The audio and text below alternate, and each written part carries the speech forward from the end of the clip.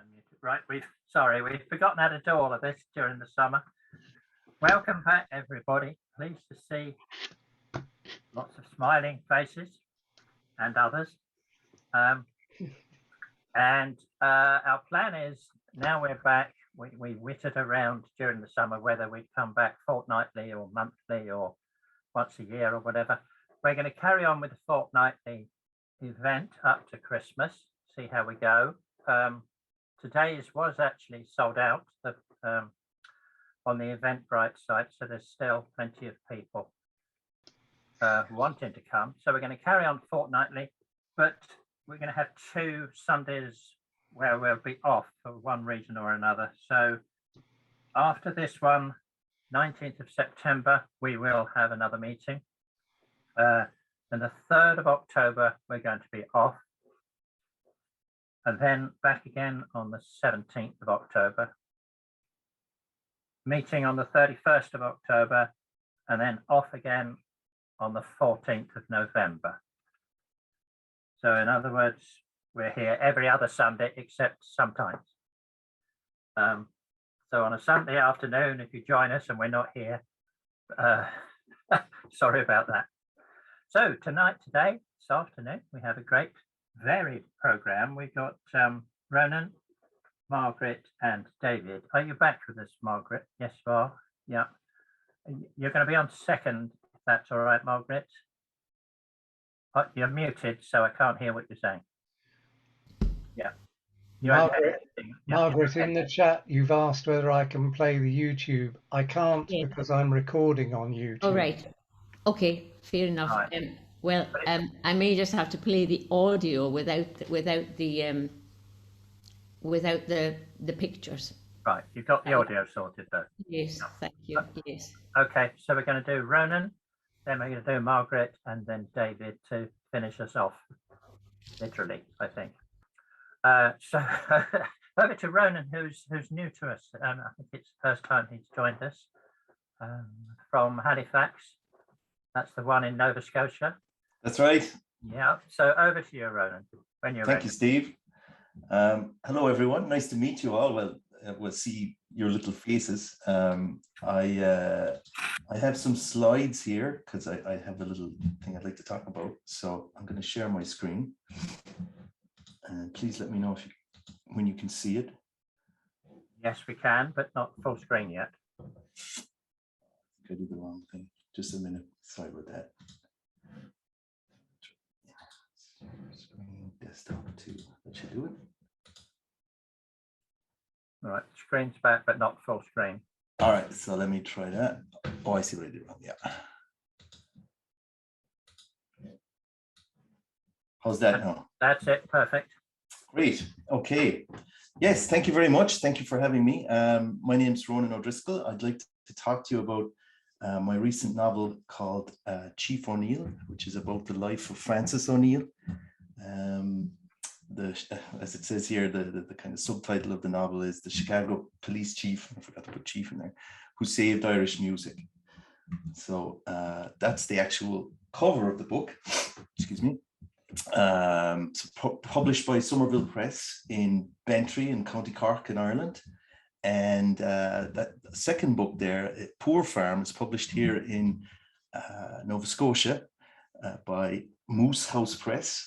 And so it's been an exciting time for me. I know it's been a crazy time for everyone, obviously, but Chief O'Neill was due to come out about July 2020, but of course, because of COVID and all the rest of it, got cancelled. So it was delayed until July 1st of this year, the actual launch in Cork. And then in the interim, my second book, it got accepted here in Nova Scotia. So it was actually launched a couple of weeks after Chief O'Neill. So it's kind of a crazy time, but very exciting. So yes, so who was this Francis O'Neill? I'd like to talk to, because your focus is on music. And the reason I mention Poor Farm is because Clary Croft, who introduced me to the Traditional Song Forum, Clary obviously I'm sure he has presented to you about Helen Creighton.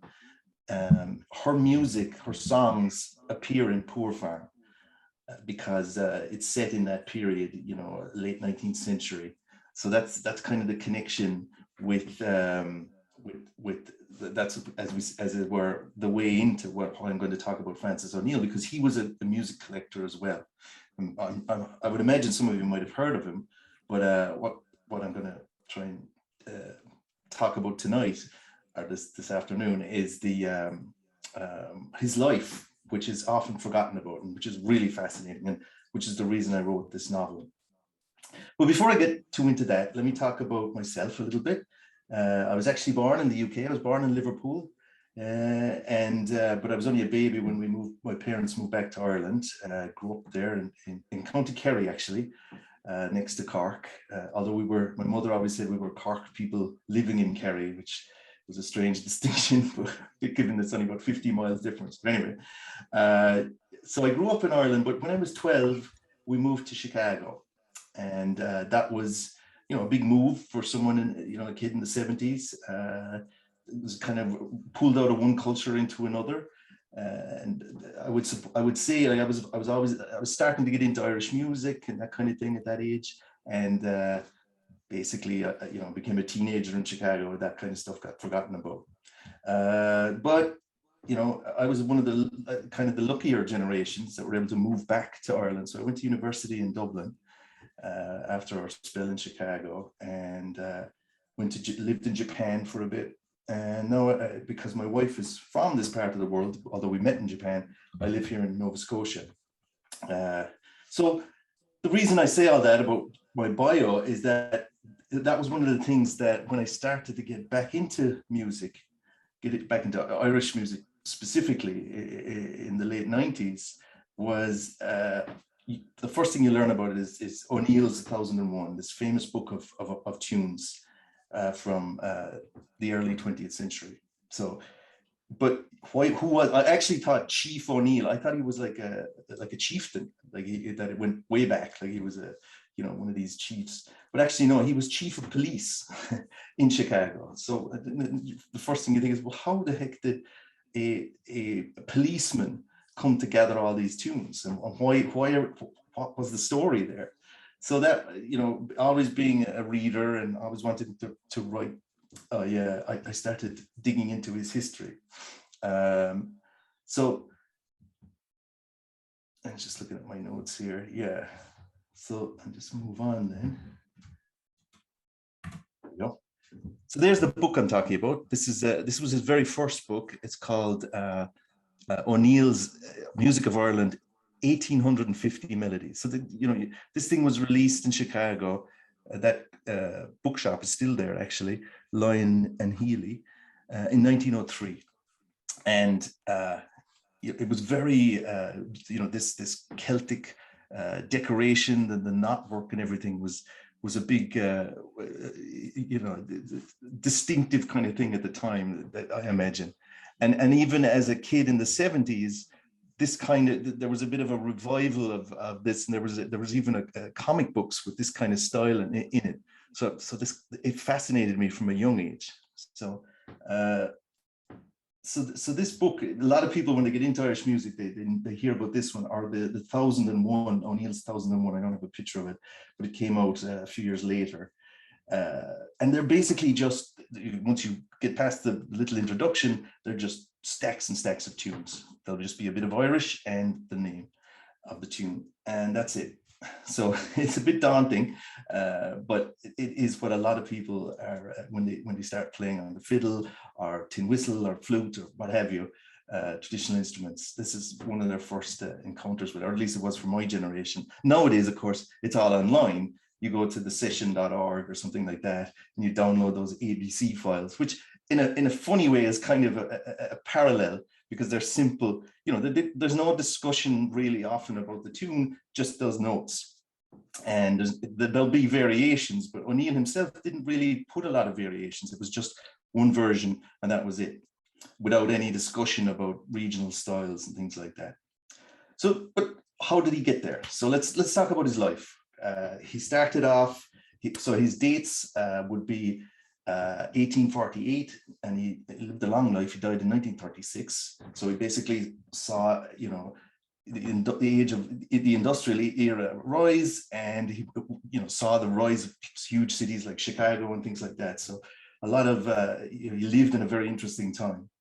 But he grew up in Bantry, a place called, outside Bantry in Cork, a place called Trallybon, just a small little area. He left when he was 16, kind of fell out with his father. I'll get into that. This is his home place, as they say in Ireland. It's still there. It's not, it has changed hands. It's a different family owns it, but they still keep the house up. I don't think there's anyone living there. You can visit it. There's also a statue to him nearby, as well as a couple of plaques and things like that. It's a beautiful part of Ireland. I don't know if anyone has been over there, but Bantry, West Cork, is really a wonderful place to visit. I'm lucky. I've been there a number of times. My dad is from not far from there. My mum is from the other side of Cork, East Cork. So yeah, he had fairly humble beginnings. They always had music in the home, though, right?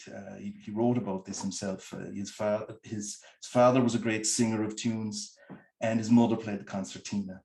And he would there's a bridge nearby, which there's a famous air that he collected. He put the name Trallybon Bridge on it, where he would hide under this bridge when they had dances outside in the summertime, and he would listen to the music and could hear them dancing outside. So this kind of maybe a bit nostalgic view he had of his childhood in Ireland. However, though, he did when he was finished school at 16, he fell out with his father. They went to he wanted to go to what was called the College of Art and Design in Cork. Father didn't want to pay for it, so they fell out and he left. And this is kind of the drama that's the novel starts with. And he wrote about this. He wrote extensive memoir. Well, they weren't extensive, but he wrote some memoirs about this. So I did have a lot of great, foundation there to kind of embellish on. So that, especially the first part where he got a priest that was a good teacher to him to give him a letter, and he could have joined the Christian Brothers, but he missed his appointment with the bishop. Maybe it's kind of reading between the lines. Maybe he didn't really want to go ahead with that. So he basically took off as a sailor and traveled the world. So 1865, 69, those were the main period of his travels around the world. Just to give you a flavor of where some of the places he went, he sailed to the Mediterranean, through the Bosphorus, up to the Black Sea. So he visited Alexandria, Istanbul, Odessa. That was one of his very first voyages, and it was a big revelation to him, especially like, the Middle East and places like that. And he then came back and went to New York and on a ship called the Emerald Isle. He was a steward on it, and he met his first wife.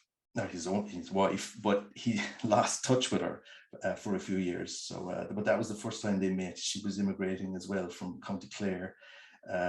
He went. Then he had an adventure down through, the eastern seaboard of the States, Georgia, down to the West Indies. Came back to New York, and then headed. You can see here, Cape of Good Hope.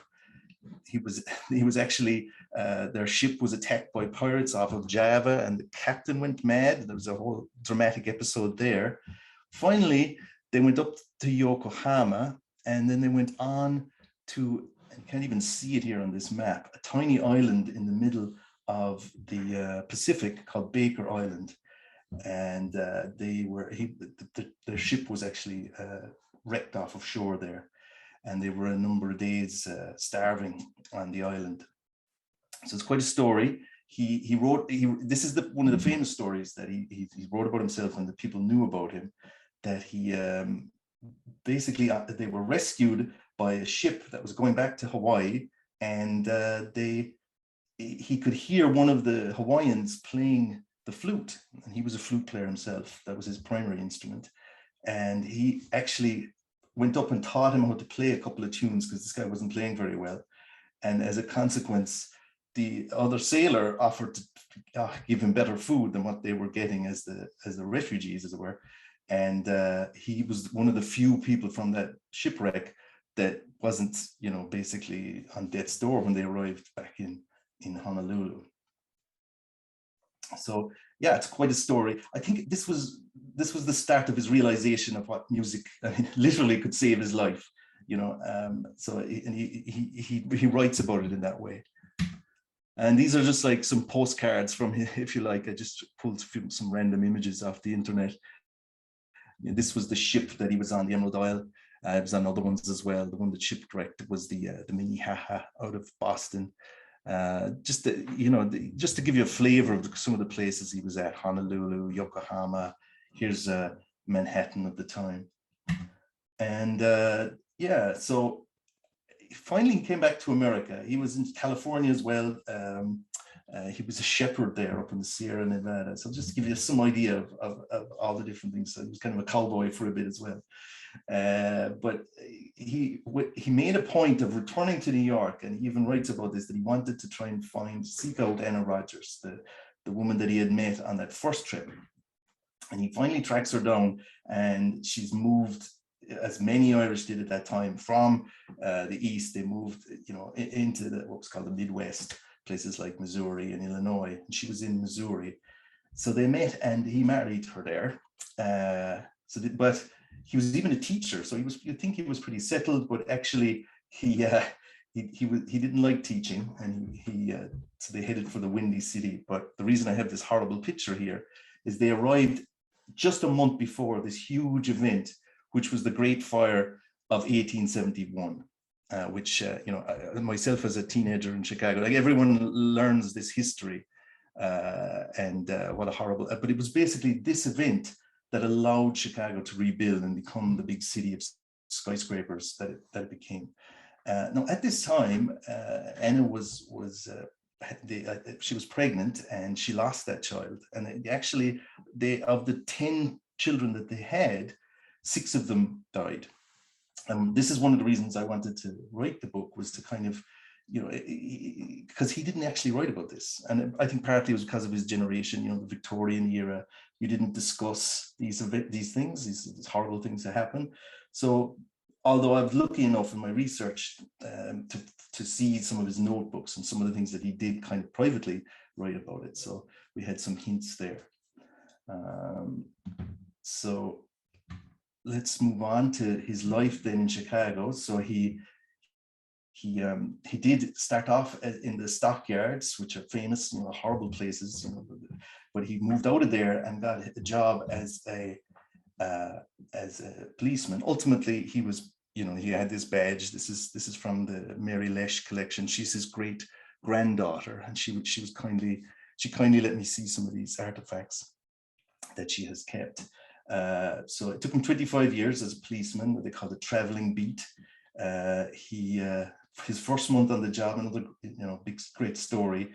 He was shot intervening when a Pinkerton, those were the private detectives, was chasing after a young burglar. So, you know, the burglar actually shot Francis, but he actually prevented the Pinkerton from retaliating and killing this young man. So anyway, he kept that bullet lodged in his shoulder for the rest of his life. So he was an officer a police officer for a number of years before he kind of worked his way up through the ranks.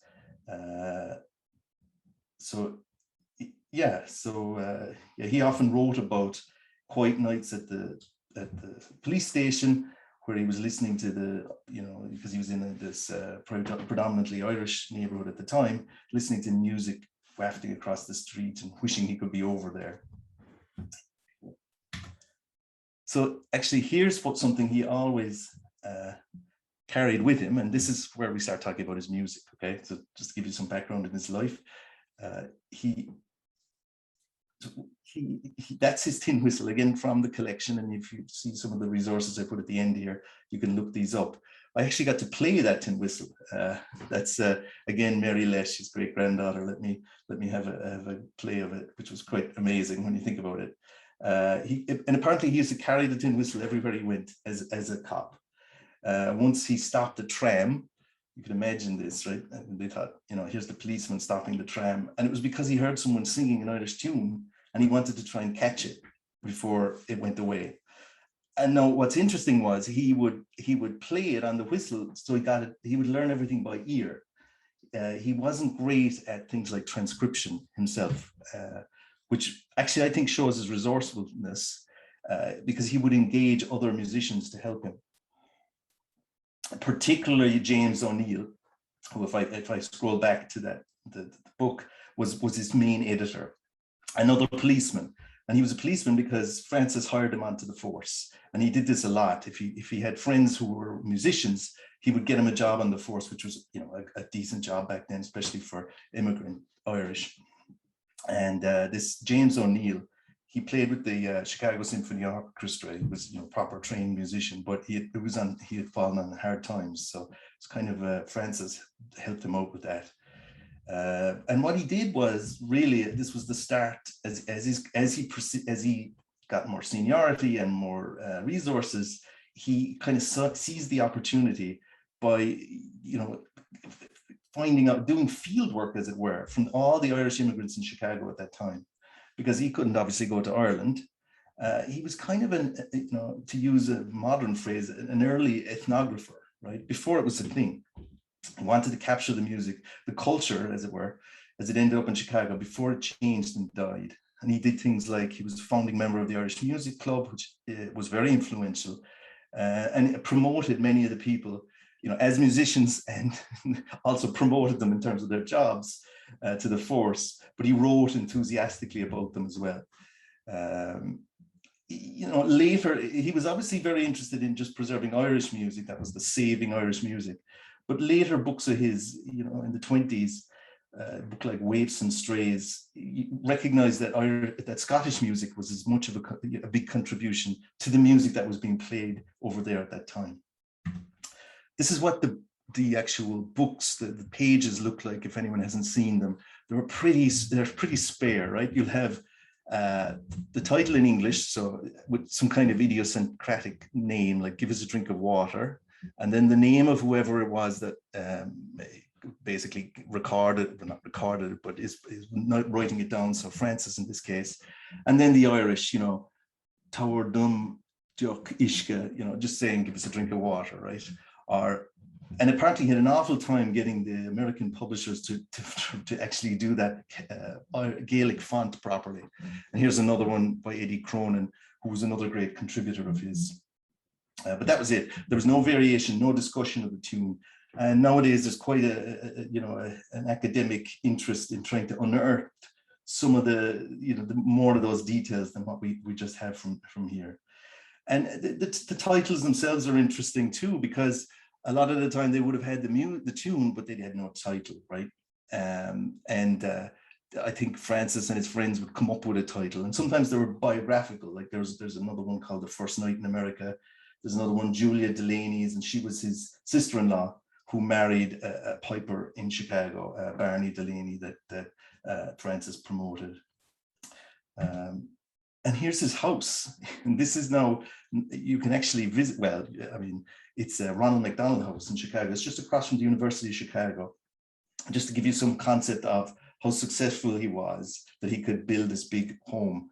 He was also very good at real estate. It's quite remarkable to think of how busy a man he must have been, you know, with all of these things going on. He still managed to do all this stuff, collecting tunes.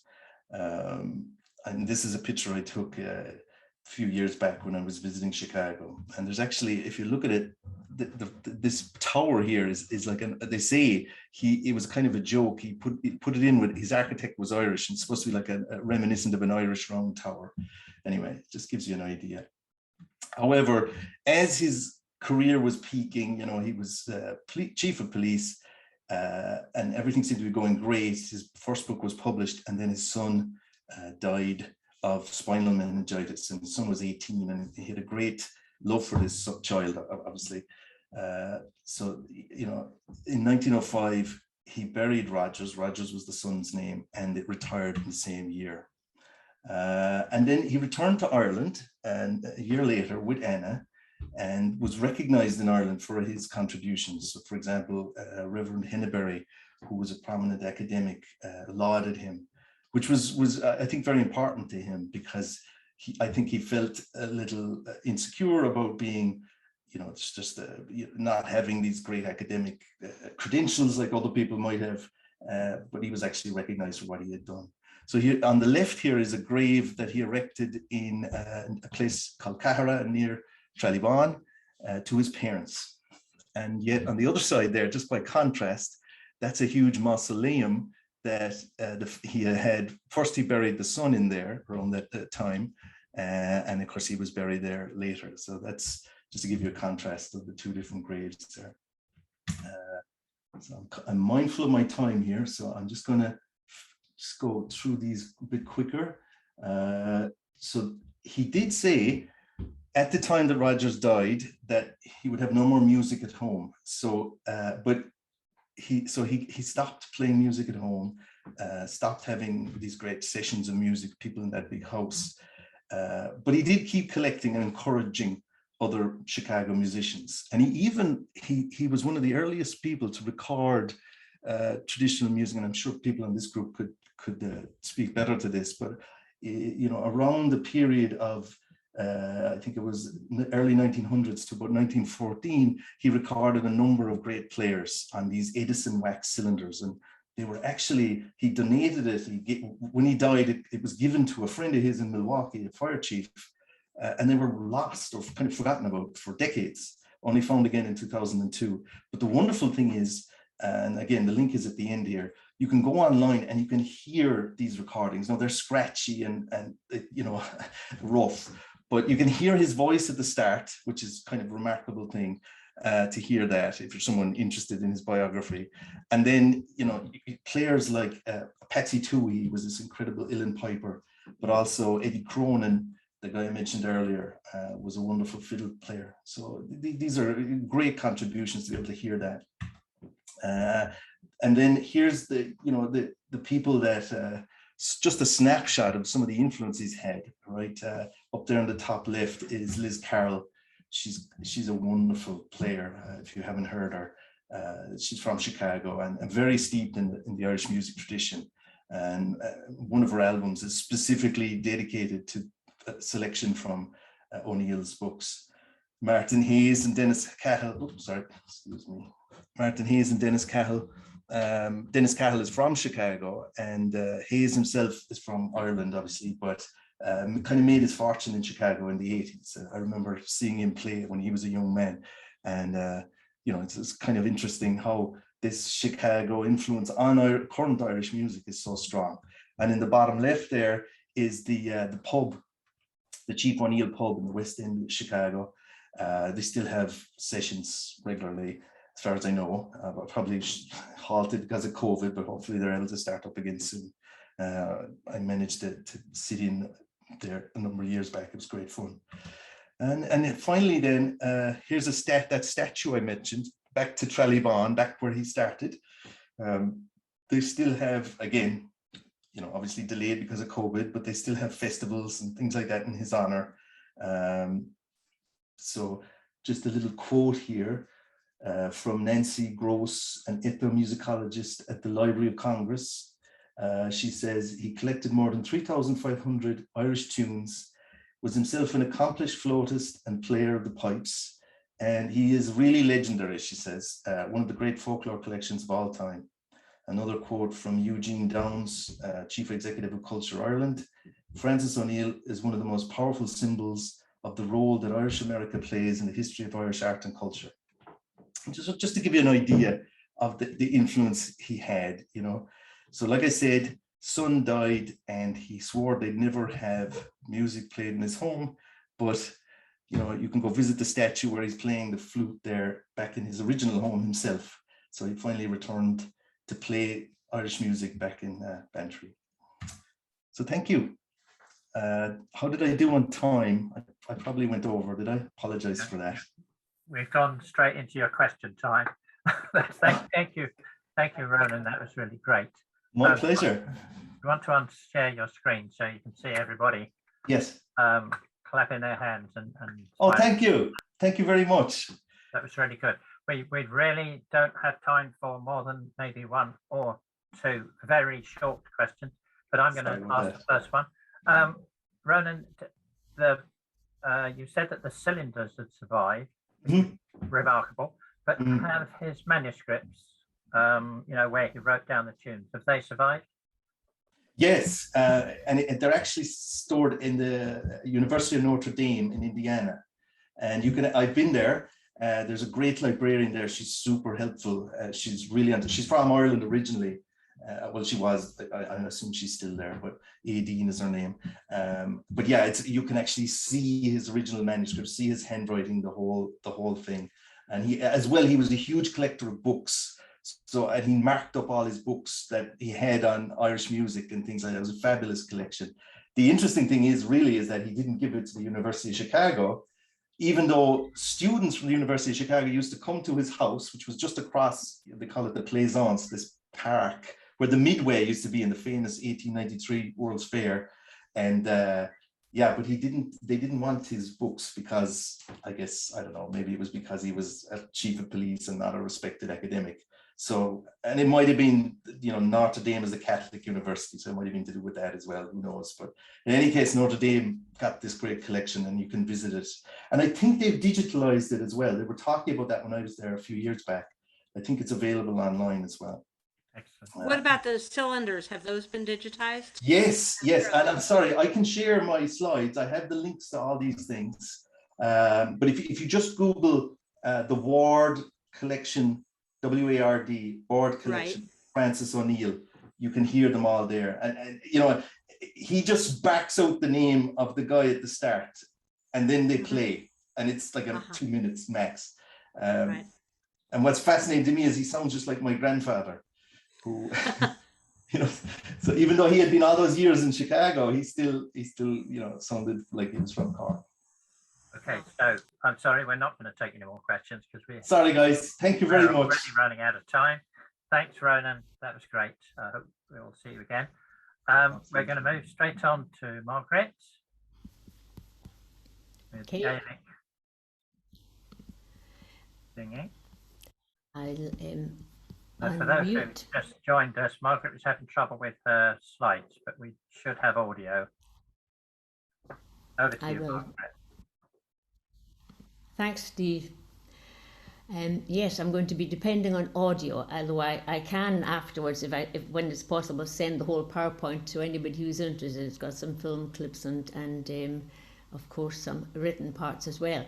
So here we go. I'm going to begin by letting you hear a Gaelic psalm, a very distinctive sound, and this is from a free church in Lewis.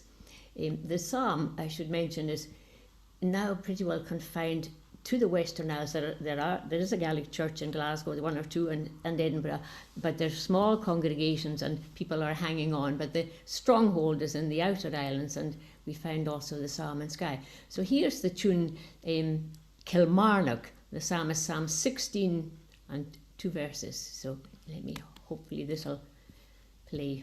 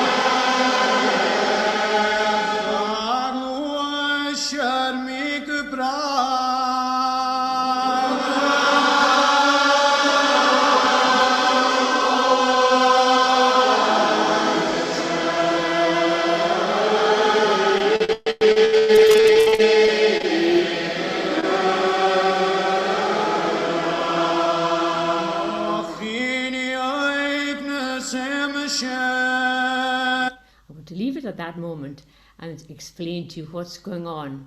The tune is Kilmarnock. It's probably a tune that many people will know if you go to any of the Protestant churches, and it's in the Scottish Psalter. I'm going to show you a Psalter. I had lots of pictures. This is one in staff notation, and these are the general ones are split pages because all of the metrical psalms are in iambic pentameter. They date back to the Reformation, 1560, and the following century, the Synod of Argyll met and adopted the metrical psalms for Scotland, for the Church of Scotland. There's a bit of a snag when it comes to Gaelic, because the rhythm, the iambic pentameter, that ballad meter, da-da, da-da, da-da, da-da, doesn't exist in traditional Gaelic poetry. And so it's the tradition of Gaelic poetry is assonance. It's the vowel, the consonant is at the end is almost insignificant, and it's a pattern of repeated vowels. So it's a bit of a mystery to the Gael when he gets something in a meter that he doesn't understand or she doesn't understand. And also the tunes, they're not Scottish by any means, they're pan-European, and they were adopted at the Genevan Order in the 1600s.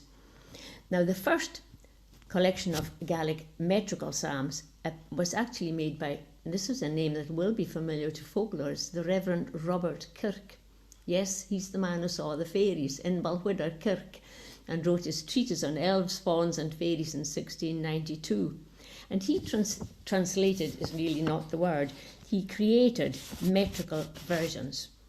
I rather think that, and I don't think it's only prejudice of a Highlander speaking, that the Gaelic meter often works better than the English, because if I read to you what the original, say for Psalm 16, this is the psalm you just heard, I have set the Lord always before me, because he is at my right hand.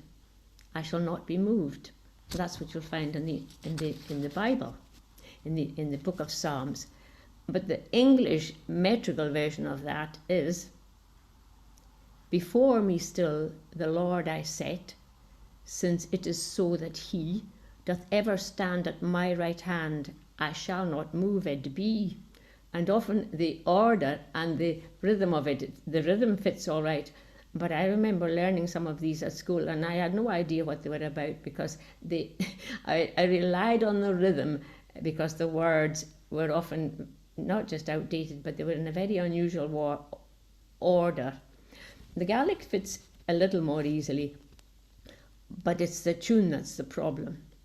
So what you were listening to was a lining out. The presenter, he lines out the tune. So I'm going to, since I couldn't manage to get you my PowerPoint, which has all this, I'll have to be the both presenter and the repeater. The minister announces the psalm and speaks the first verse. And the presenter then sings the tune in the tune for the first two lines only. And then for the rest of the psalm, it's lined out. So that for that you would get, the tune is Kilmarnock, which is Do mi sol la sol mi re do la sol do re mi sol la sol do mi re mi la sol do re mi re do. Can you wave your hand if you know that tune and that's a familiar tune to you? Anybody? Or shout out, put your microphone on and let me know. It's quite difficult to... Well, I imagine some of you do know it. Yes? Oh, thank goodness somebody does. Oh, good. Yes, Thank you. Well. Yeah, good. But what happens in Gaelic Scotland is that it's ornamented, and the sound produced, that these waves of sound are produced by individuals with their own ornamentation, and the only obligation is to land on the notes. So when you get something like da da da da da da da da da, basically what you get in the Gael is da, slow down, it goes da da dee dee dee dee dee dee. I sang all the notes and a whole lot more besides. When you get 100 people doing that, you get the sound that is produced. It's not harmony, it can't possibly be. And the temptation when people are learning Gaelic Psalms is to harmonise, but that will throw the whole lot out. I'm going to try and teach you how to do this, but I thought I might like to talk just a little more about the striking quality of these. The tunes, as I say, are from literally the pan-European, but interestingly, by the 1700s, they begin to bring in tunes from the other side of the Atlantic.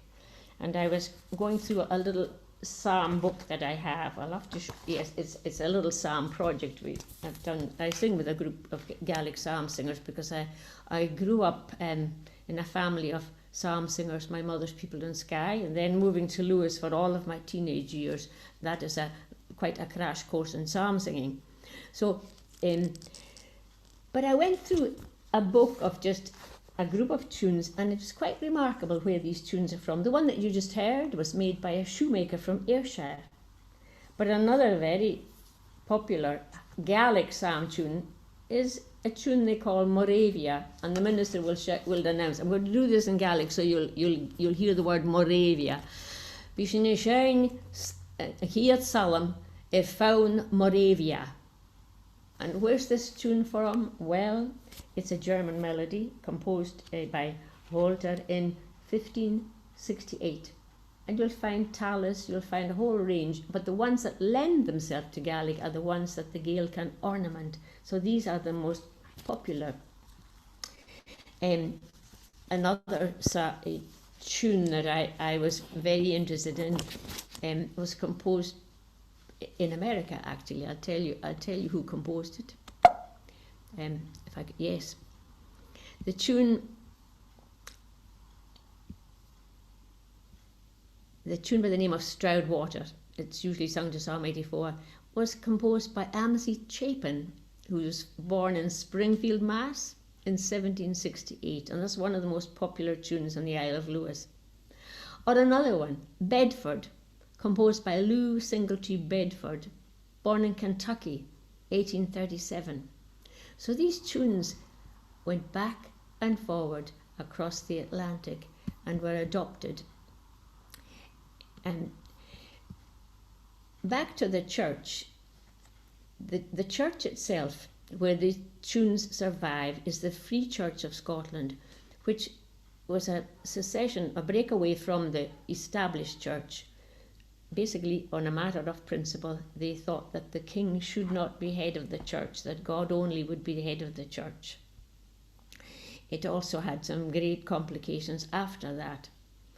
And if I might mention now, one of the greatest barriers to learning Gaelic in all Scottish schools was, in fact, the Church of Scotland and the Society of the Propagation for Christian Knowledge, whose one of their top aims was to educate Hebridean and Highland people in the English language. They had the same aim, and it's in the same paragraph, for the Hottentots, who were equally ignorant of the English language. Quite a statement, isn't it? But this type of singing is actually Scotland's most endangered traditional singing. And I can hear it ebb away each year of my life. It still survives but we're finding now that some of the churches think, well, we should get with the programme and sing in 4-part harmony, but that rather misses the point. Can I teach you another tune? The tune is Martyrdom, and this one was composed by Martin. It was composed by a man from Ayrshire. Yes, and he was a shoemaker, and so this is how it goes. I'm going just to let you hear it first. Katie, the tune on the CD of... Wrong. That was me teaching a student. Well, I'll just have to sing it to you off my. So it goes like this.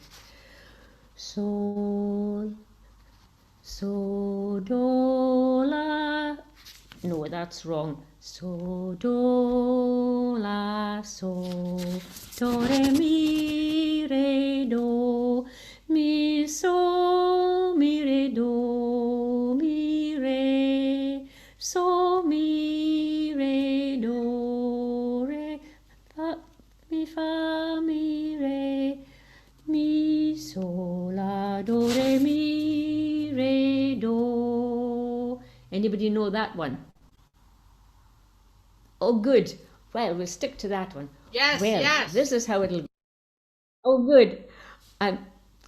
What I think we need to do is choose an English set of words that you will be able to follow, because I don't think that in the time given I'll be able to teach you Gaelic words. So could we choose the Lord is my shepherd? The Lord's my shepherd.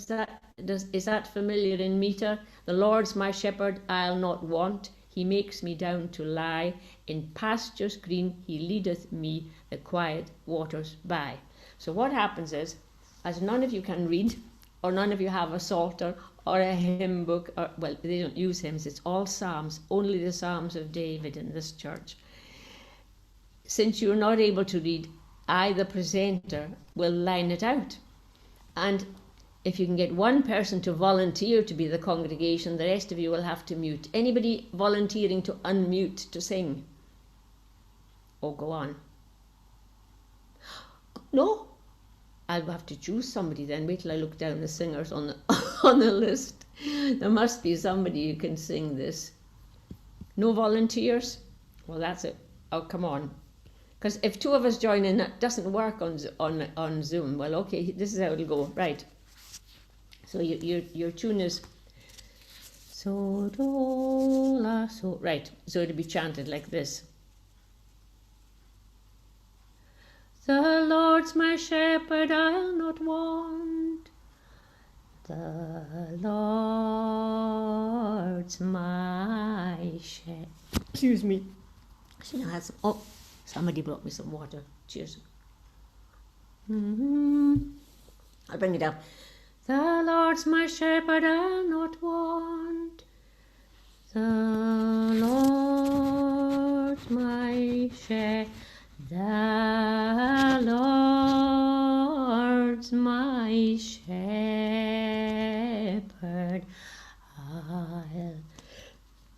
I'm very sorry, I've got a catch in my throat. It lined out. I'll do it again. So, do, la, so. This is not the right tune. It's not the right words and the right tune together. So I'll have to start that one again. Let me play Martyrdom. I've got it. I'll have to sing it. So, do, la, so. I'm going to go back to Kilmarnock because I've actually forgotten it. Would you believe it? Oh, wait till I find it in my book.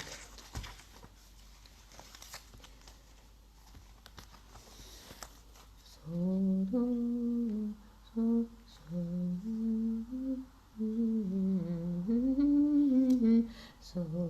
so, do, so, do, la, so, do, re, mi, re, do, mi, so, mi, re, do, mi, re. So do we chant it out like this? The Lord's my shepherd, I'll not want. The Lord's my shepherd, I'll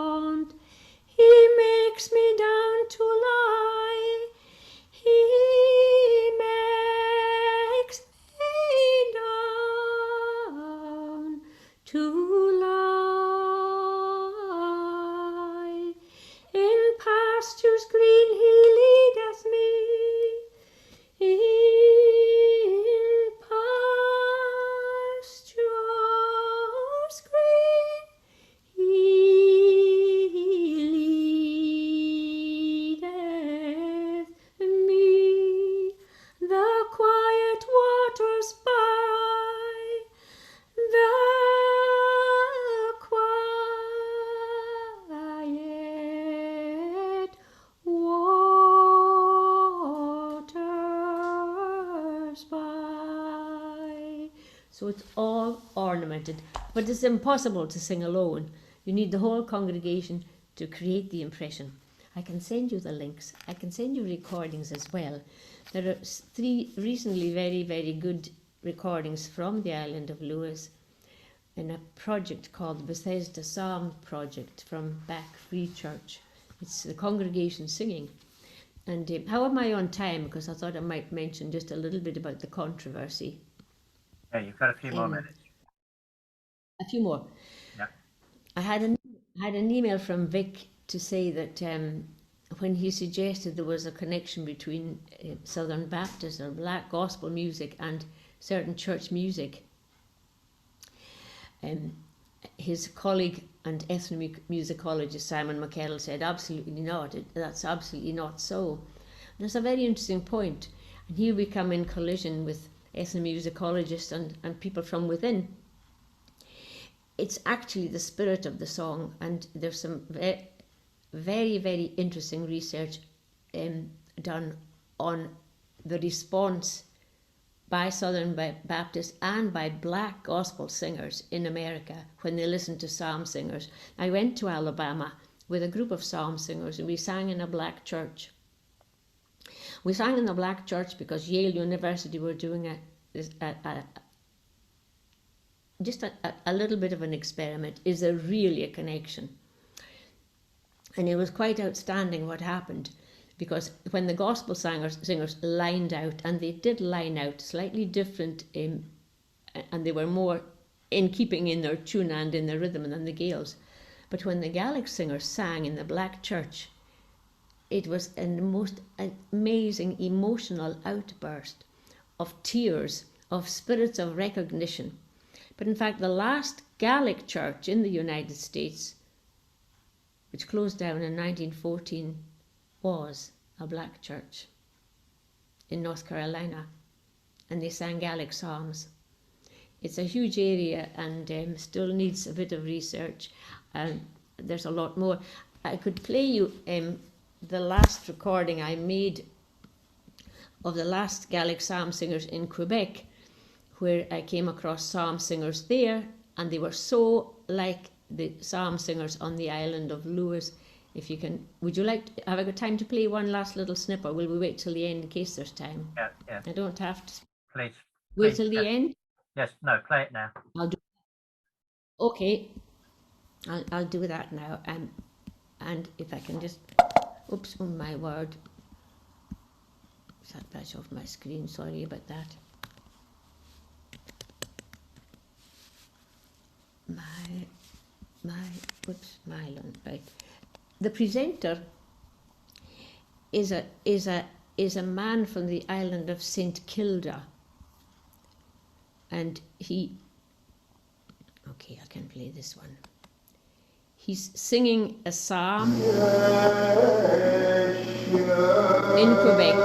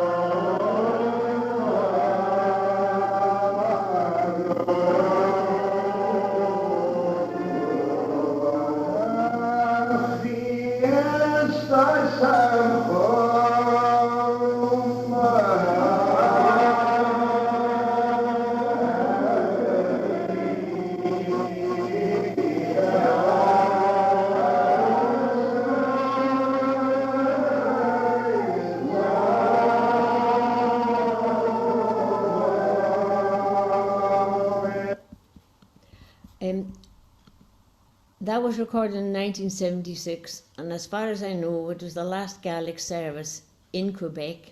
Native-born Quebec Gaelic speakers who were also bilingual in French, and the presenter was from the island of St Kilda. He left in 1929, and the island was evacuated in 1930. As far as I know, there are probably no other recordings of a St Kildan singing psalms.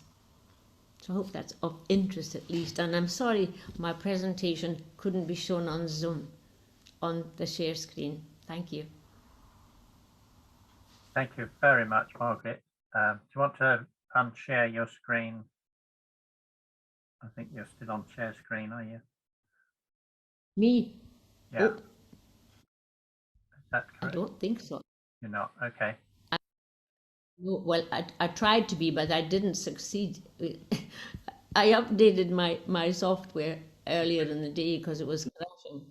So anyhow, I hope I managed to convey enough of the psalm without the Yeah, pictures. that was great. We all got a very good sense of what you're trying to say, even without the pictures. And people can email you. Your email is in the newsletter. Yes. The link letter that came out. So round of applause for Margaret. Thank you. That was wonderful. We do have time for a couple of questions. Martin, I think Margaret is still sharing. Can you unshare her? Am I? I think so. Well, on my screen she is. She's in the middle of the screen. I think you've just got her on singer view rather than gallery view. No, I don't usually use that. Anyway, we'll carry on and I'll manage. Oh yeah, that's better. Can I ask a question, Margaret? What Bible do you use? Is it in Gaelic, and is it a translation of the King James? Yes, the Gaelic Bible, one of the earliest translations, again, was by Robert Kirk, the man who saw the... You're probably familiar with the name. Yeah. And interestingly, the Church of Scotland virtually never mentions him in the pulpit because he's best remembered for his treatise on elves, fauns and fairies. Yes, of course. But yes, it's the Gaelic Bible. There is a recent translation. It hasn't all been updated. The Gaelic orthography was updated about 20 years ago, but the churches still use the older versions of the Bible, the Gaelic Bible, and the Gospel of John is translated in its entirety in more modern Gaelic, and some of the others are following behind. Right, thank you. Anne Lederman, you got your hand up? Or is that from last time? Yeah, okay, Conrad then. Conrad? Sorry, yeah, it was from last time. Yeah. Okay, thanks, Anne. Conrad. You're muted. You're still muted, Conrad. There we go. There's a big button on the bottom. How about that? Okay. Okay, well, it dawns on me that actually listening to my playlist of union songs, labor songs for tomorrow, I found I ran across several shape note influenced songs.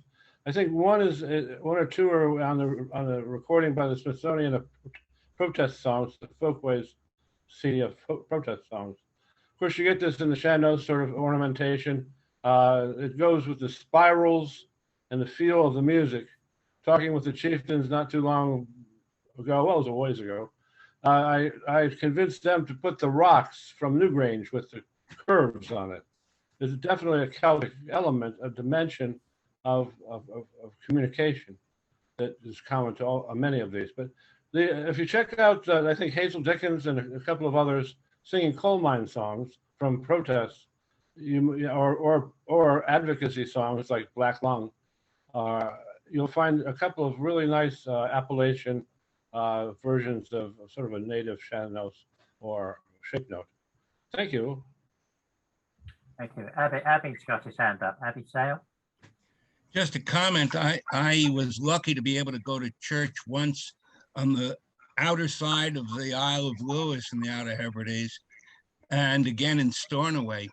And in both cases, they took pains to tell me that the presenter is spelled with a C, and he's simply leading it. He's not presenting it to an audience. So they felt as an American, I really should know about that. like the cantor. You have to tell me. Yeah. Well, that's right. He's lining out. He's lining out. Thank you. And last question from Marge. No, I hear a lot of similarities in the lining out tradition of the Lewis Psalm singers and the lining out. I guess it would have been the primitive Baptist churches. I just Yes. remember hearing some Yes. very old folkways recordings. You know, maybe recorded in the 1950s or 60s, and you know, so Yes, Gene and even Ritchie, you know, that family. I'm just hearing just an amazing similarity, which wouldn't surprise me, of course.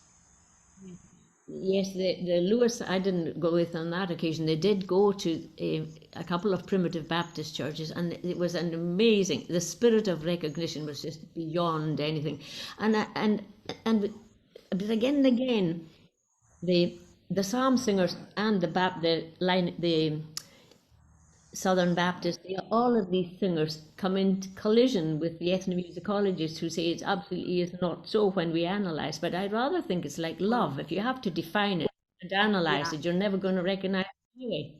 true. Yep. Okay. Thank you very much again, Margaret. Thank you for that. Yeah, I have to get my. Sorry about the technical problems we had, but we got there. You got there. Well done. Thank you. So we're moving over to David in North London. Are you there? Yep, Do you need to share your? Yes, you do. I'm just doing that. I How do I recommend get- that. Yeah, how do I get it to be the big screen from beginning? That's it, that'll do. Okay, when John Francis gave his presentation to the TSF back in June about CD recordings of Vaughan Williams's arrangements of folk songs, some of the responses in the chat served as a reminder that behind discussions of folk song, there almost always lurks in one form or another the spectre of authenticity. So what I want to do here is to raise that particular ghost and interrogate it once again. Authenticity can mean different things, and the Oxford English Dictionary offers several definitions. Some of these meanings are measurable, such as the fact or quality of being true or in accordance with fact, the fact or quality of being authoritative or duly authorized, with reference to a document, artifact, artwork, etc., the fact or quality of being authentic, and the fact or quality of being real as opposed to made up. Others are abstract and described qualities. For folk songs, the OED's meanings including the quality of truthful correspondence between inner feelings and their outward expression, the quality or fact of accurately reflecting a model or exemplar or of being traditionally produced or presented, and of a mode of existence arising from self-awareness, the condition of being true to oneself. These are the pertinent ones, and they relate to kinds of authenticity that are not objectively measurable. The difference between the two groups of meanings can be described as being between nominal authenticity and expressive authenticity. There's a considerable scholarly literature concerned with authenticity in all sorts of fields, including some close to home, such as popular music, folklore, heritage, and tourism, and others more remote, such as consumer research and business ethics. Historically, the locus classicus is the noble savage of Jean-Jacques Rousseau, who imagined authenticity in a pre-societal state of humankind. From there, it was a relatively short step to locate authenticity in the cultural practices of the peasant populations of Europe of the second half of the 18th century, which could be construed as largely untainted by society as organized and experienced by the elites. Hence, the discovery of the folk and the voice of the people. It is difficult here to resist the irony of pointing out that the European folk song movement was inspired by the appearance in print of Thomas Percy's Relics of Ancient English Poetry, most of the pieces in which actually had very little to do with the peasantry, even if such a group could be said to have existed in early modern England. Nevertheless, the sense that there is such a thing as authentic folk song persists. Philip Bowman, for example, states at the beginning of his book on the study of folk music in the modern world, quote, authenticity can be defined as the consistent representation of the origins of a piece or a style or a genre in subsequent versions or at later moments in the tradition's chronology. With regard to those aspects that are salient, the piece remains the piece. Bowman acknowledges the inevitability of change, development, even disintegration. But at some point, what he terms the unauthentic becomes, he says, of great danger. The unauthentic is defined by its otherness, quote, its contrast with the aesthetic ideal of the past and its witness to the challenge of the present. When the presence of the unauthentic exhibits imbalance with the authentic, pieces cease to be folk music, crossing the border into popular music instead. At first blush, this sounds like a neat and historically based formulation to which we might feel inclined to give at least a guarded assent.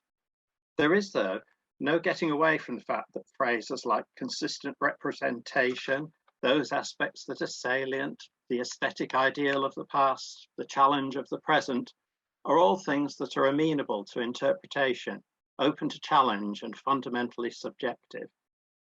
Authenticity so described is an entirely abstract and subjective quality, one that is imposed, inferred, ascribed, attributed. It does not inhere in songs, singers, processes such as oral transmission, performance styles, or contexts.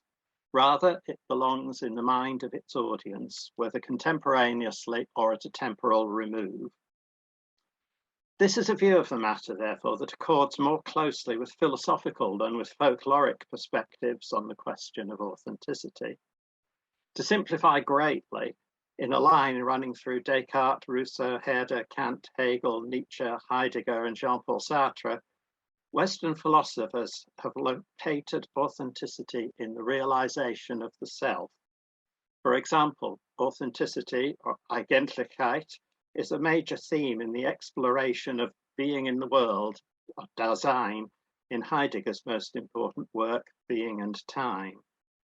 Charles Lindholm describes the emphasis in Western philosophical and religious thought as being on, quote, authenticity as expressive correspondence, on being what one is. The corollary of this is something of a neglect of the idea of collective authenticity that ran through the Romantic folk movements. That is the version of authenticity that draws on history and tradition.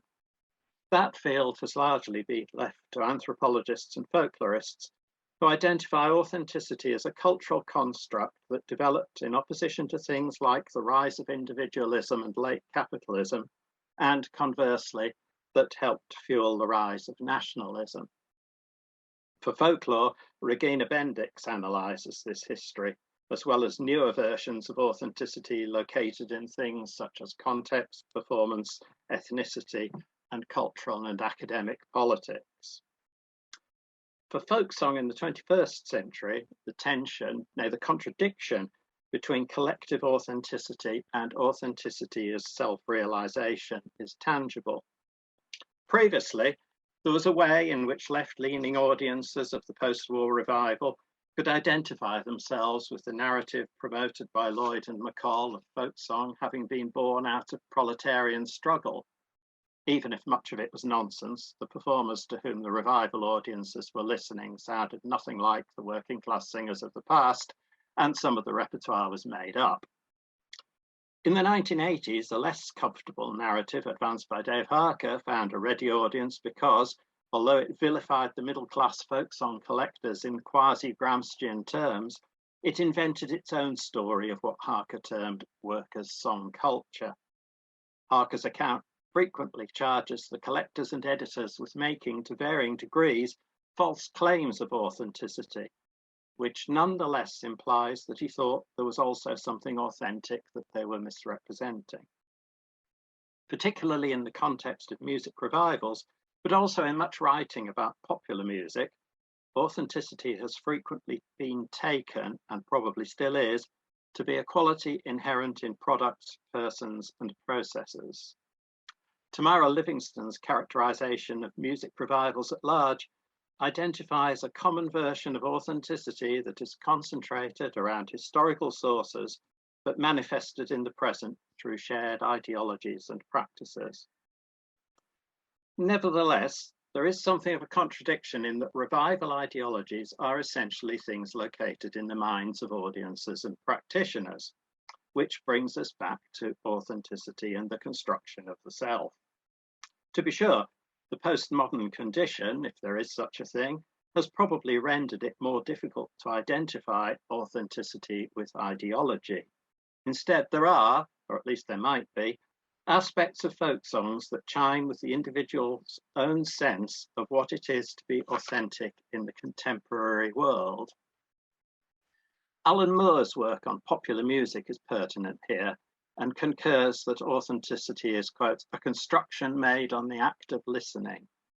Moore then refines this observation in three different directions. One, authenticity of expression.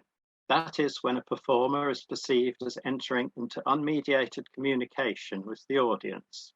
This can be inferred from things such as the adoption of a non-commercial musical style, choice of repertoire, which could be folk song or early music or trad jazz, instrumentation and the eschewing of undue reliance on technology, and the avoidance of other aspects of overt commercialism. The use of auto-tune, for example, would certainly rule out the perception of authenticity of expression. Secondly, authenticity of execution, that is the accurate representation of a performance tradition. Here, the performer is perceived to retain a close connection with a point of origin, inferred in genres such as early music, blues, jazz, early rock and roll, or, insofar as the evidence is available, folk. Another example would be the success of tribute bands, such as the Australian Pink Floyd. And thirdly, authenticity of experience. That is the validation of the audience's experience of life. This is inferred when musical experiences are perceived to validate the listener's own life experience. The readiest exemplification lies in the differentiation that arose between rock and pop when young people began to perceive themselves as alienated from music controlled by the big record corporations, and instead to find a reflection of their own lives in the personae and the songs of the early rock and rollers. There's plenty of scope for ironic reflection here, but audiences have continued to identify with, say, so-called Celtic music. A much better example would be the truth to their own life experiences that Bruce Springsteen fans find in his songs. It is this third strand, authenticity of experience, that I think is most interesting, not least because it poses challenges to some of the orthodoxies that have grown up around folk song.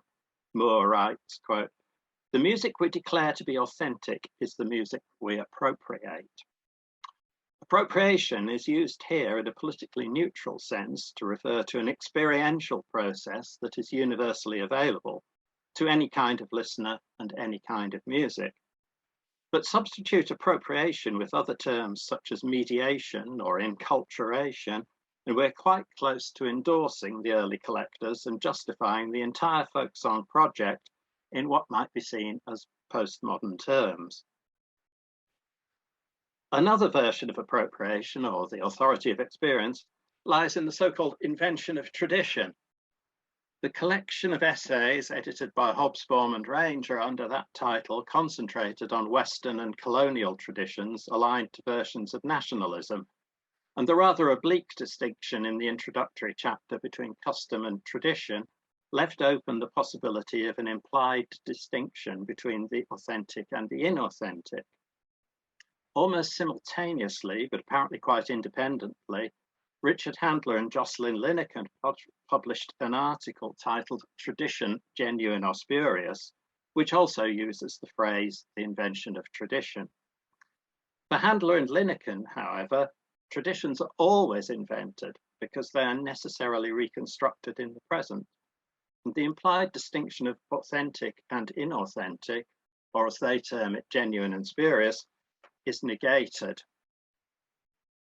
traditions are neither genuine nor spurious, quote, traditions are neither genuine nor spurious, for if genuine tradition refers to the pristine and immutable heritage of the past, then all genuine traditions are spurious. But if, as we have argued, tradition is always defined in the present, then all spurious traditions are genuine. Genuine and spurious, terms that have been used to distinguish objective reality from hocus pocus, are inappropriate when applied to social phenomena, which never exist apart from our interpretations of them. End quote. Nevertheless, in what I suppose we might call real life, the implied binary division between authenticity and inauthenticity persists, not least because there are some things, some kinds or styles of songs, for instance, that we want to appropriate for ourselves and others that we do not. At the same time as the folklorist might want to reject that binary division, he or she wants to use it as an analytical tool to illuminate the inventive processes that are going on. The anthropologist Dimitrios Theodosopoulos calls this the trap of authenticity, but at the same time admits its value for deciphering authenticity's seemingly binary logic in everyday life. There's a final example of this in Sue Allen's study of Cumbrian singers' reflexive staging of, quotes, authentic performances of local songs, where she describes singers performing their own perception of reality authentically. In somewhat similar fashion, rock critics Hans Weissertaunert and Ulf Lindberg refer to the self-staging or conscious artificiality of artists like David Bowie as a form of what they call authentic inauthenticity. Matthew Gelbart, in his book, The Invention of Folk Music and Art Music, argues against abandoning the formative ideas of authenticity and tradition, rooted in the origins and idiom of a piece, if only because they've been around for a long time and inform the practice, or at least the self-image, of modern performers who see themselves as folk musicians. Things like repertoire choice, instrumentation, and performing style would support such a position, though whether they can satisfy historically oriented scholarship is a different matter. For the postmodern folk song enthusiast, the challenge is to answer the question, why do I ascribe the value of authenticity to such and such a song performed by such and such a singer in such and such a way? In what way does Searching for Lambs validate my experience of life? It might well be sung without accompaniment or affectation, treated as a love story rather than, say, an opportune encounter for a young man in the wool trade or a particularly devious butcher, but the apparent sincerity is still an act, the singer taking on a dramatic persona, just as it is when a classically trained voice is matched with Vaughan Williams's orchestral arrangement. Jeanette Bicknell, in Philosophy of Song and Singing, writes about authenticity as faithfulness and authenticity as sincerity, which roughly correspond to facets of Moore's authenticity of expression and authenticity of execution. Her perspective is oriented more towards performers than audiences, but she does then address listener perspectives in ways that correspond to authenticity of experience. Namely boundary policing and music as constitutive of group identity, and music, particularly song, perceived as interpersonal communication. Marcello Sorcha-Keller has written ominously about the role of music in group formation and its marked appeal for totalitarian regimes. Anyone at all familiar with the endless proliferation of subgenres in contemporary popular music will recognize the same phenomenon. Here is a quote from an online review of an album by Dutch post-black metal band An Autumn for Crippled Children, a particular favorite of mine at the present moment. Quote, I would imagine that most metal purists would hate this music in lieu of something more blasting and powerful. I think fans of depressive black metal will start to listen to An Autumn for Crippled Children. But I don't know how you can depend on a fan base of people who all think about ending their own lives. Shades here of the affinity between authenticity and morbidity in European Romanticism, epitomized by Goethe's young Werther, and between death and authenticity in Heidegger's version of being in the world. Group formation is certainly an important social phenomenon, and music does provide a ready focus for group identities. But does it also provide a locus for self-identity? This is where Bicknell ends up when she poses the question, is it all subjective? Which she answers after a fashion by allowing that one version of authenticity is as a kind of shorthand for personal taste and strong conviction. That is to say, authenticity lies in the aesthetics of folk song as perceived by the listener. We can speak of the beauty of folk tunes, and the musicologist can explain some of their particular qualities. The words of folk songs frequently have more of imaginative narrative content than is the case with, say, modern popular songs. And they can shed light on life experiences in the past, albeit often in rather an oblique manner. The question remains, though, can aesthetics alone transfer into authenticity as expressive correspondence for the contemporary listener? That would approach the condition of enjoying art for art's sake, where authenticity is more or less irrelevant.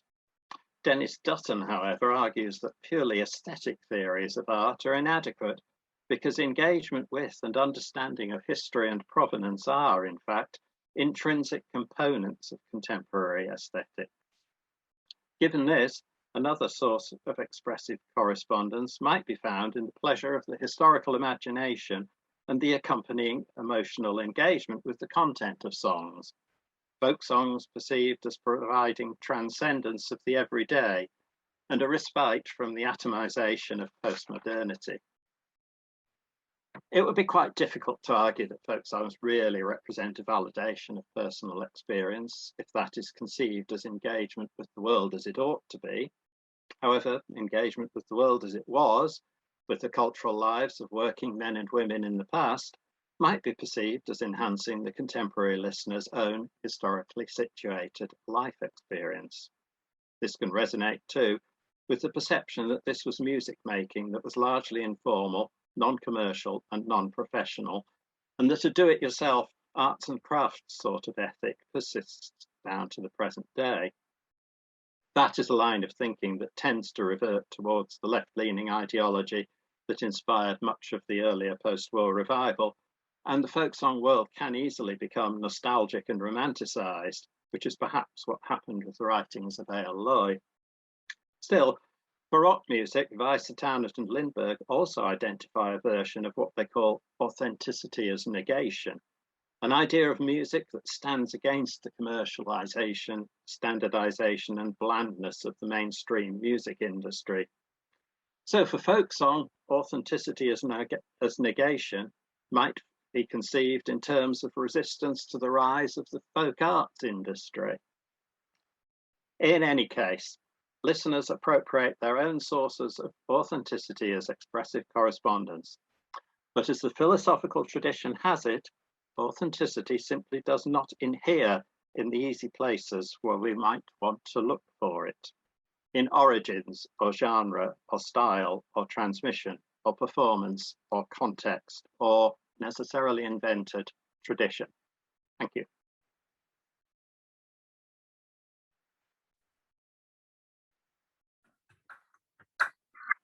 Thank you, David. Every time I thought of a question to ask, I then forgot what you were saying the next bit and lost it again. So I don't know a question to ask. But we do have two hands up. We're going to have Lewis first of all. Can you hear me, folks? Yes, Yeah. we can. Is there any academic literature, David, specifically on the concept of provenance? You mentioned the word, but only once in the course of your discussion. It seems to me to be an easier idea to get round than authenticity, which is always seems to me to be a bit vague and ephemeral. I mean, if you look at where the tunes actually came from, you know, like you might look at where a work of art or where any artifact came from, you can pin down the study much more effectively, I think. I mean, the tunes harvested by the great collectors were part of a tradition that was mainly based on oral transmission, a process that was abruptly ended by the gramophone and the radio. I think we need more research into the provenance of songs since their former process of transmission has been transformed. Well, yes, I'm quite happy with that, but that's essentially history, isn't it? History of tunes, history of texts. And then it's different from authenticity, because authenticity is then the value that you put on, say, a tune that comes from the mists of time, as opposed to having been written by whoever, James Hook or Raythorn Williams or somebody. Yeah. Thank you. John Baxter? Yeah, it's always good to be challenged, and I just wonder if the concept of authenticity and what is authentic needs to be looked at. Forgive me, in a historical way, what we consider to be authentic now has evolved, and I find, and this is terribly reflective of my position as an academic, but the idea of communities of practice is useful. We are a community of people that create music, and one of the things that differentiates folk music for me in the present time is it's linked with a community of people creating that music, and that for me is its strength, and it's that's linked to how folk music was perceived at the turn of the century as emerging from another community. But the change is now that music that is considered to be folk music is something that emerges from a particular community of people that create it, rather than simply absorb it. I think there's a lot more to be said there, and I'm not putting my ideas together very clearly, but I do think the idea of authenticity emerging from a community or group, as you said, is one that's worth exploring. Yes, I mean, that's very much where some of the popular music people have gone and exploring that idea of sort of group formation, and it's essentially the same sort of thing as what you're calling the community of practice. I mean, I'm not condemning any of these things. I'm just pointing out that the value of authenticity that we attach to them is something that we have in our own minds, that we agree on, and that's probably a good thing. I mean, it would be might be fairly miserable to go through life just thinking that everything's inauthentic in some sort of hideous postmodern way. I mean, maybe it is, but who knows? Yeah, but surely, I mean, the notion of what people think is authentic or inauthentic now in revival, folk music, traditional music, does that matter if we're looking at the history? If we're looking at what Sharp and so on collected. Now, it matters if we want to understand what Sharp collected, because he only collected what he thought was authentic. Yeah. But the traditional singers, the authentic ones, or the unauthentic ones, didn't give a damn. Well, I'm not sure. I'm not sure that I would agree with that. I think quite possibly they chose to sing particular songs because they thought or some of them perhaps because they thought that they were authentic. I'm sure they wouldn't have used that word. Yeah, I'm not sure there's evidence they did, but we should look for it, shouldn't we? Sue's got a hand up. Sue? Yeah, that was brilliant, David. I hope to see it as a paper at some point and I can reread it and really think about it. But I just think what is most valuable about this is that we just reflect on it and don't bandy the term around, as was happening, as you said, David, in the chat, particularly on that session we had in June, where people talking about authentic singers and authentic voices. And I just think we need to be more reflective about the terminology we're using. Yeah, I mean, that's exactly what I was getting at. And I was well, I was going to say mildly annoyed. I wasn't really annoyed, but I just thought I'd try and annoy people. Conrad's got his hand up. Conrad? Conrad, unmute. Authenticity and all of the various stories that we use. When we look at the stories, they're all the same.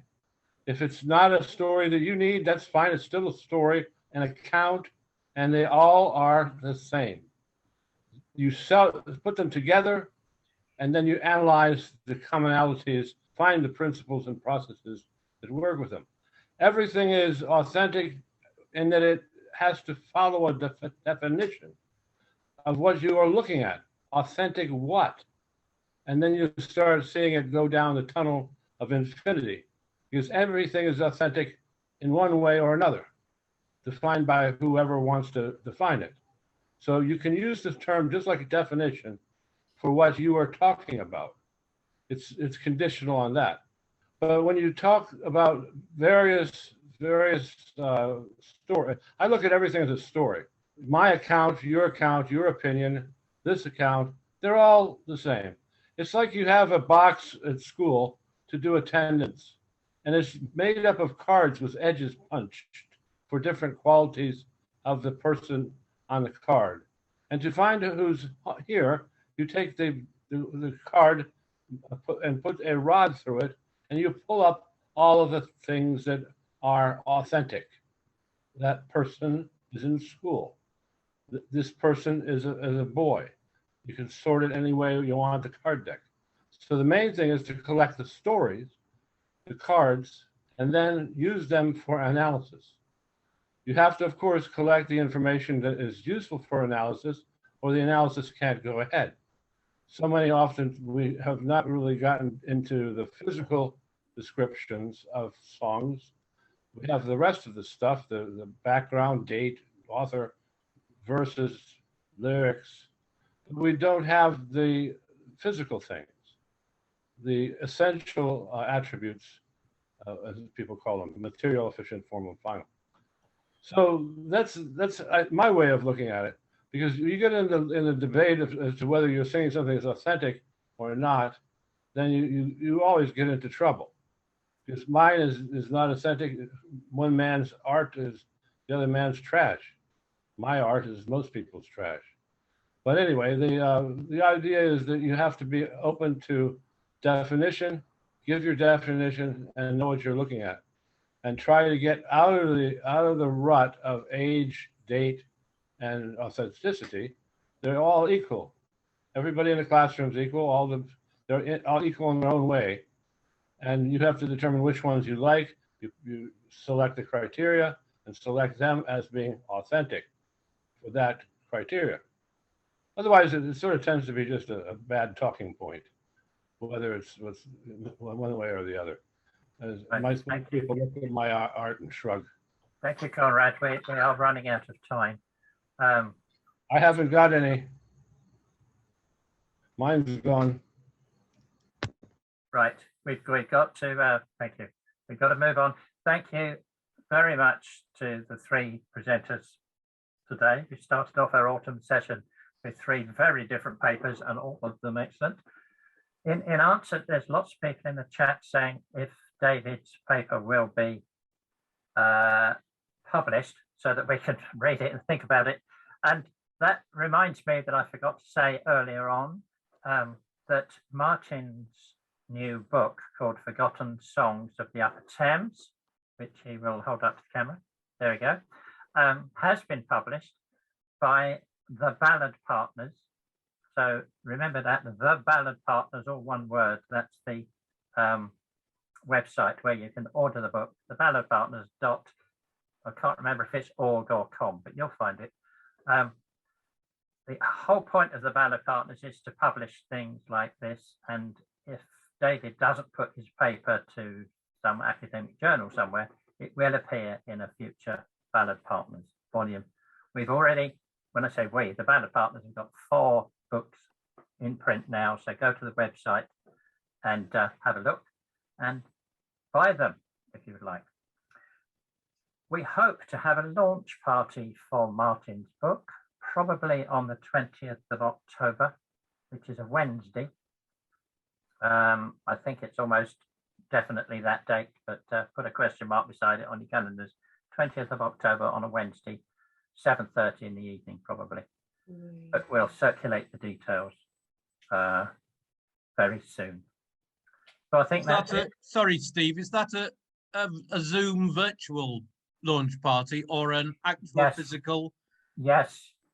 Sorry, I didn't think that anybody would even dream that we would get together in a room and breathe on each other.